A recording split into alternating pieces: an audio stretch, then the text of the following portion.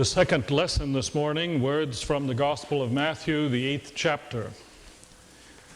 As Jesus entered Capernaum, a Roman centurion came up to ask his help. "Sir," he said, "my servant is lying at home, paralyzed and racked with pain." Jesus said, "I will come and cure him." But the centurion replied, "Sir, I am not worthy to have you under my roof. You need only to say the word, and my servant will be cured. I know, for I am myself under orders with soldiers under me, and I say to one, 'Go,' and he goes, and to another, 'Come here,' and he comes, and to my servant, 'Do this,' and he does it." Jesus heard him with astonishment and said to the people who were following him, "Truly I tell you, nowhere in Israel have I found such faith. Many, I tell you, will come from east and west to sit with Abraham and Isaac and Jacob at the banquet in the kingdom of heaven." Well, the holiday hiatus is behind us, and the future is once more rushing at us, is it not? And this year, big time, new year, new century, new millennium. So how are you going to deal with it? Just let it happen, or is there stirring perhaps resolve to somehow this year take control of it and make something new of it, better of it? One thing is certain, there is not much future for any of us, excitement and hope toward what lies ahead, unless we possess some vision of what might be. Where there's no grand vision of a future, there is no compelling work to be done in the present. So how's this for a vision? A banquet, a party. That's the picture that Jesus holds out.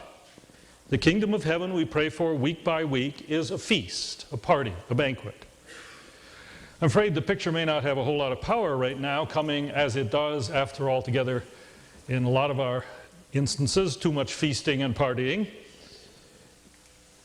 But in the first place, it's about a future not in some realm beyond death, as important as that may be. It's about a future for this earth, on this earth, for you and me and the human kind. Jesus comes proclaiming a kingdom, and what are the signs of its presence? Well, among other things, food. He feeds people. He throws dinner parties right down to his last night. And that remains an important picture and hope for much of our world, 700 million for whom hunger is commonplace and the prospect of death by starvation a very grim fact of life. They live in India and Bangladesh, Pakistan, parts of Latin and Central America. Many live in drought-stricken regions of Africa. Others live in the overpopulated small countries of Asia. And half of them are children. The future as feast, they hardly dare hope for it, but they hunger for the possibility in the literal sense. I suppose if we have trouble with the picture, if it doesn't have a whole lot of power for us anymore, it's because we have too much. We are sated, struggling more often to take off weight than to put it on. More than half the women, 2/3 of the men, and a quarter of the kids in our country are overweight, according to the latest studies. Have you heard about the celery diet? It's based on the conviction that celery takes more calories to digest than celery contains. So the more you eat, the less you weigh. Or there's the garlic diet. You don't really lose weight, but you do look smaller from a distance.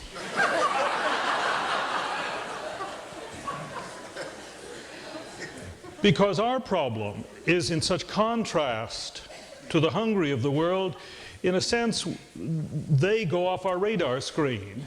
We don't really think that much of them. And if we do, we're not sure what to do about it anyway. The following appeared on the front page of the Wall Street Journal a couple of years ago. If Jerry Connolly and his friends request the pleasure of your company for lunch sometime soon, you might think twice before accepting. The affair could well turn nasty before it's over. A director of the American Freedom from Hunger Foundation, Mr. Connolly, with his colleagues, frequently gives banquets that dramatize the current food crisis. At such affairs, they wait for the prime moment when stomachs are growling before serving any food. Then 1/3 of the group sits down to juicy prime ribs, steaming baked potatoes, and all the trimmings. And the other guests are served a mound of rice and a cup of tea. Mr. Connolly says the growing hostility of those two-thirds eating rice and drinking tea is really something to behold. For some people, it ceases to be a game. That's his intention, of course. For a few hours at least, these people begin to acquire a visceral bond with the undernourished two-thirds of the world. Jesus' picture is a vision of a world in which there is a banquet, where not only the lack of food, but lack of home and health care, where suffering and violence are no more. And in the name of that incredible vision, he fed and healed and confronted the oppressors of his day. And it is still an important vision to nurture as a future for all of us in our time, even if there are no obvious or easy answers to the problems, least of all political. But thank God, inspired by this vision, there is progress here and there being made by people who will not give it up. But his metaphor is more than just about meals. Banquet is not only about sustenance, it's about relationships. Have you had a solitary banquet in the last holiday season? I very much doubt it. There's a newspaper cartoon where a bedraggled little caveman for the first time comes out of the cave, blinking his eyes and dragging his little club behind him, and he's confronted by a huge dinosaur looking him right in the eye. And the caption has the little caveman saying, "I can see that life is going to require relationships." As indeed it does, if it is to be real life, replete with satisfaction and joy. One does live by bread, but one does not live by bread alone. A banquet, by definition, is not only about food, but it's about being together as family and friend. In the case of Jesus, the whole human family together. People will come from east and west and sit with Abraham and Isaac and Jacob at the banquet in one grand family of God, called the kingdom.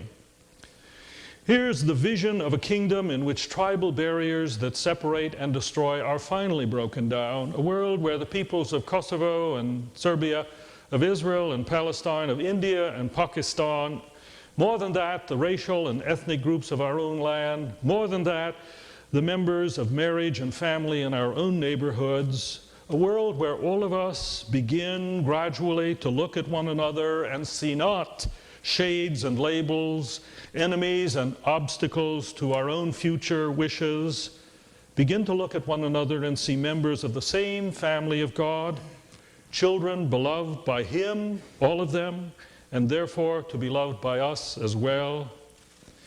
I recall an illustration by the late Helmut Thielicke, pastor in Hamburg. He told how, as a boy, there was a classmate that he could not stand. He was quite obnoxious and difficult, very hard to like, and so Thielicke avoided him, had nothing to do with him. Till one day, as he walked toward the school building, he saw this boy being driven by his father. The boy got out, and then so did his father, who came around the car and gave him a great big farewell hug. And in that moment, said Thielicke, I saw him with different eyes. I saw him not only as a problem for me, but as a son loved by his dad. It did not immediately transform our relationship, but it did enable me to begin to try to care and understand. And that's really what Jesus' vision calls us to, a new way of seeing one another. Jesus' picture says there is a place at the table for everyone. And we must take care, lest in our prejudice or simple indifference, our sense of superiority and exclusiveness, we not only try to shut others out, but we miss the banquet ourselves. As did so many of Jesus' own countrymen who could not see in an unclean Roman soldier enemy one who had also found his way to the feast. The banquet is life together as the family of God. Jesus' vision was radical in his time and culture because to eat with someone was to embrace him or her as part of your family, your inner friendship circle, part of your tribe. Of course, in our time, it doesn't have that kind of power because we'll eat with anyone. At least at McDonald's, you can't get away from them. But then, back then, you did not eat with anyone but your own tribe, those whom you considered part of your religious community and the favorite of your God. So Jesus' rather cavalier insistence on eating with anybody and everybody projected a very different view of life and future. The banquet is food, and it is family, and it is faith. Faith that it is coming. Something we cannot create with our own ingenuity and organizational skills. Something that is not an apparent human possibility. Jesus announces first of all as something that God is doing in our world, silently, subtly, slowly but truly. Men and women and children will come, he says, from east and west and sit at table. The banquet will happen. And if we believe that, we're saved from the overreaching hubris of thinking that power and politics, centralized institutions and governments can generate such a utopia, impose the kingdom upon people. There is a role for these, but it's more humble than their leaders often suppose. Jeffrey Canada is president of the Reedland Centers for Children and Families, providing 43 before, during, and after-school programs serving more than 4,000 children from Harlem down to Hell's Kitchen in Manhattan. He writes, "These problems cannot be solved from afar.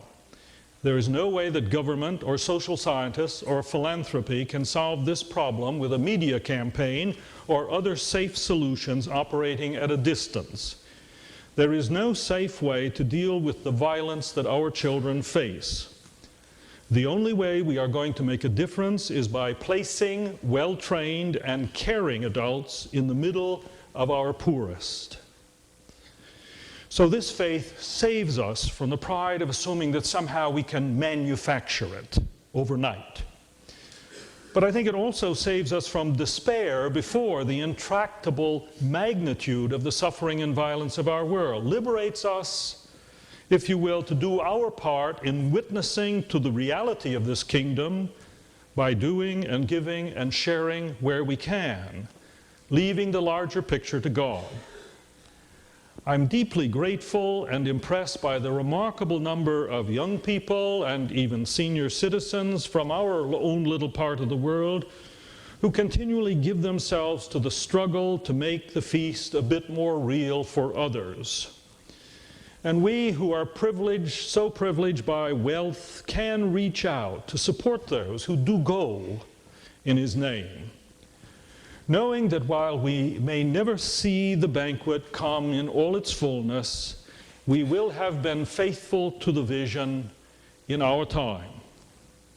The words of Reinhold Niebuhr, "Nothing worth doing is completed in one lifetime. Therefore we must be saved by hope.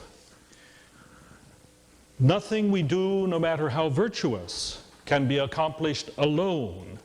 Therefore we must be saved by love." And there's a lot going on out there, friends, which corresponds to Jesus' banquet vision. Not only is there an incredible amount of misery and suffering and crime and violence in our world, there is also an incredible amount of struggle against misery and suffering and crime and violence.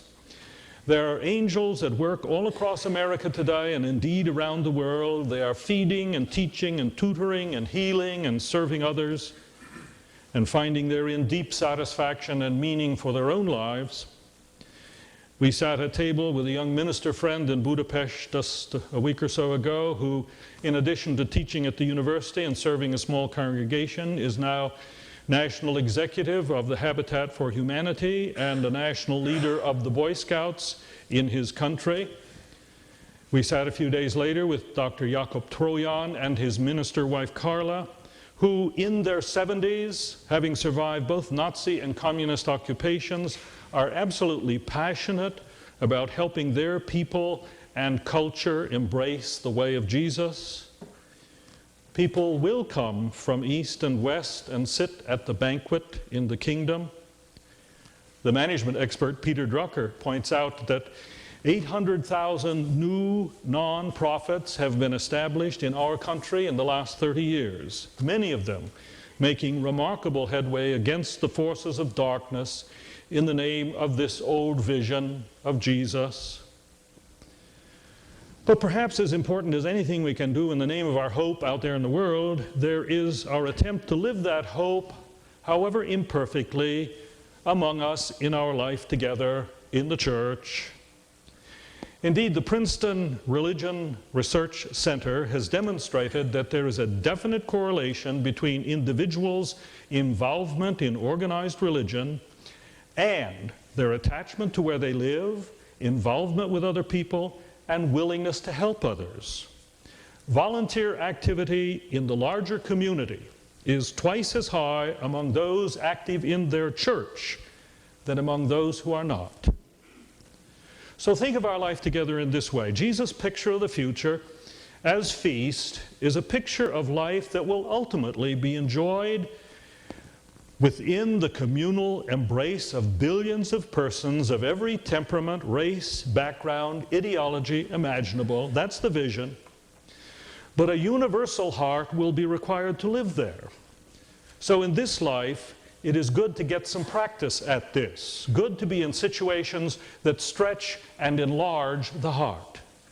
And few things stretch the heart as painfully as can life together in the church. Stretch it as it responds to the sorrows, tragedies, challenges of a life truly and fully shared.